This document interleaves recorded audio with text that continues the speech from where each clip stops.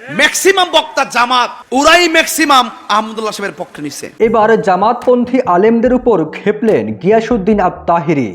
তিনি বলেন, বেশিরভাগ জামাতপন্থী বক্তারা শায়েখ আহমদুল্লাহর পক্ষ নিয়েছে।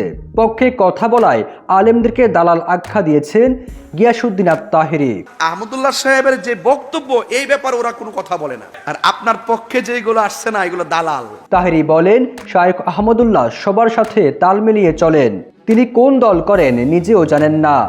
পবিত্র কোরআন এবং সুন্নাহ ছাড়া তিনি কথা বলেন না, অথচ এর বাহিরে ইজমা এবং কিয়াস নিয়েও কথা বলা যায়। আহমদুল্লাহ সাহেব যে কোন দল করে আমি তো এটাই জানি না। উনি সবার লোকে তাল মেলে, ওনার যে গুরু কেডা, উনি কোন এজেন্ডা বাস্তবায়ন করতে আসছে। উনি শুধু কোরআন আর সুন্নাহ ছাড়া অন্য কোনো কথা বলতে রাজি না। আরে কোরআন সুন্নাহর বাহিরে তো ইজমা আছে, কিয়াস আছে। Jamuna air conditioner, simplify cooling. তবে কওমিপন্থী আলেমদেরকে সঠিক আলেম বলেও ব্যাখ্যা দেন এই বক্তা। নিজের পক্ষে কথা বলায় কওমিপন্থী আলেম জুনাইদ আল হাবিব এবং রেজাউল করিমের প্রশংসা করেন তিনি।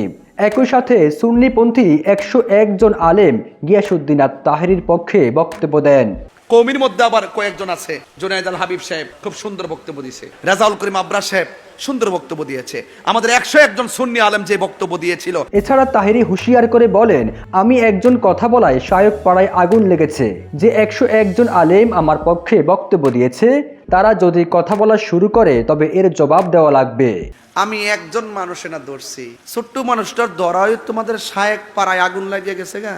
আর 101 জন আলেম তো আমার পক্ষে বক্তব্য দিছে, আমারটা সঠিক।